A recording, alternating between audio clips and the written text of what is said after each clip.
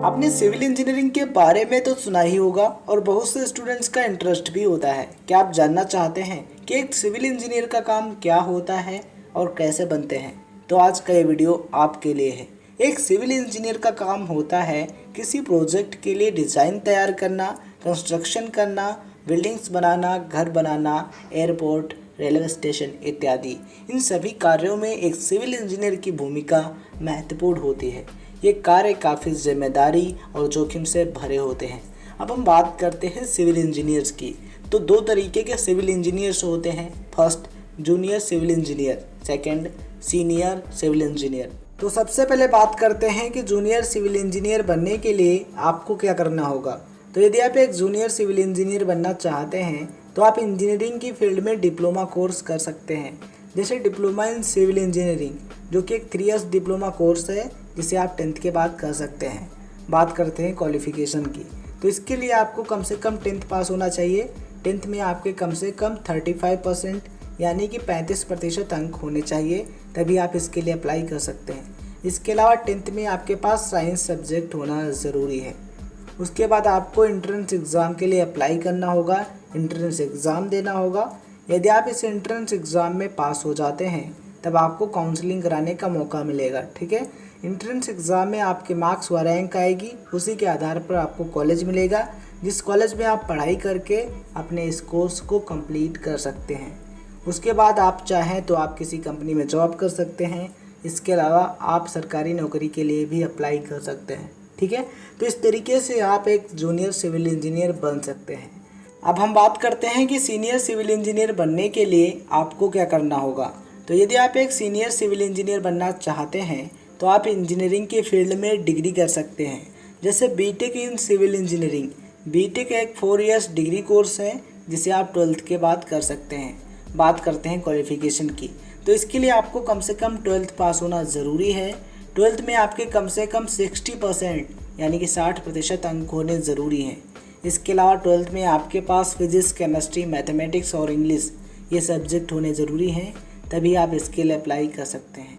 अब हम बात करते हैं एडमिशन की। तो इसमें एडमिशन के लिए सबसे पहले आपको एंट्रेंस एग्ज़ाम देना होगा। इसमें एडमिशन के लिए IIT JEE जैसे एंट्रेंस एग्ज़ाम कराए जाते हैं, जिन्हें पास करना काफ़ी मुश्किल होता है। यदि आपको इसमें अच्छे मार्क्स लाने हैं तो आपको काफ़ी ज़्यादा मेहनत करनी होगी, तभी आप इसमें अच्छे मार्क्स के साथ पास हो सकते हैं। ठीक है, यदि आप इस एग्ज़ाम में अच्छे तरीके से पास हो जाते हैं तब आपको काउंसलिंग कराने का मौका मिलेगा। एंट्रेंस एग्ज़ाम में आपके जैसे मार्क्स व रैंक होगी, उसी के आधार पर आपको कॉलेज मिलेगा जिसमें आप अपनी पढ़ाई पूरी कर सकते हैं। यदि आपको एक अच्छा कॉलेज या फिर इंस्टीट्यूट चाहिए तो उसके लिए आपको काफ़ी ज़्यादा मेहनत करनी होगी और अच्छे मार्क्स व रैंक लानी होगी। ठीक है, और कुछ कॉलेज या फिर यूनिवर्सिटीज़ जो हैं वो डोनेशन के आधार पर भी एडमिशन दे देते हैं। आपके लिए बेटर रहेगा एंट्रेंस एग्ज़ाम दो, उसके बाद एडमिशन लो। ठीक है, जिसमें आपकी फ़ीस भी कम पड़ेगी और उसकी वैल्यू भी काफ़ी ज़्यादा होती है। अब हम बात करते हैं इसके कंप्लीट होने के बाद आपको क्या करना चाहिए।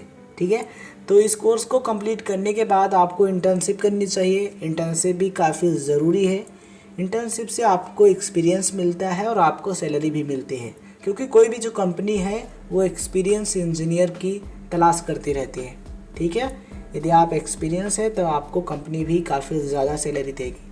ठीक है, अब हम बात करते हैं इंडिया के टॉप 10 इंजीनियरिंग कॉलेजेस की, जिनमें से फर्स्ट है IIT मद्रास, सेकंड है IIT दिल्ली, थर्ड है IIT बॉम्बे, नेक्स्ट है IIT खड़गपुर, नेक्स्ट है IIT कानपुर, नेक्स्ट है IIT रुड़की और नेक्स्ट है IIT गुवाहाटी। ठीक है, इसके अलावा फिर आपका आता है IIT हैदराबाद, नेक्स्ट है कॉलेज ऑफ इंजीनियरिंग तमिलनाडु, ठीक है, जिसे अन्ना यूनिवर्सिटी भी बोलते हैं, और लास्ट है NIT तिरुचिरापल्ली, जो कि तमिलनाडु में है। तो ये है top 10 engineering colleges in India. यदि आपको इनमें एडमिशन लेना है तो इसके लिए आपको काफ़ी ज़्यादा मेहनत करनी होगी, अच्छे मार्क्स लाने होंगे व अच्छी रैंक लानी होगी। ठीक है, तभी आपको इनमें एडमिशन मिल सकता है। अब हम बात करते हैं सैलरी की। तो देखिए, जो सैलरी है ये आपकी पोस्ट, आपके स्किल्स एंड आपके एक्सपीरियंस पर डिपेंड करते हैं।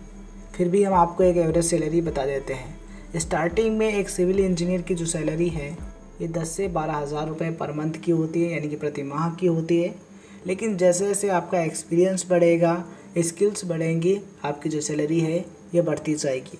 एक एक्सपीरियंस इंजीनियर की जो एवरेज सैलरी है वो 50 से 60 हज़ार रुपये पर मंथ यानी कि प्रति माह की होती है, ठीक है। और इससे कहीं भी ज़्यादा होती है, ये डिपेंड करता है कंपनी पर कि आप किस कंपनी में काम कर रहे हैं और कैसे काम कर रहे हैं, ठीक है।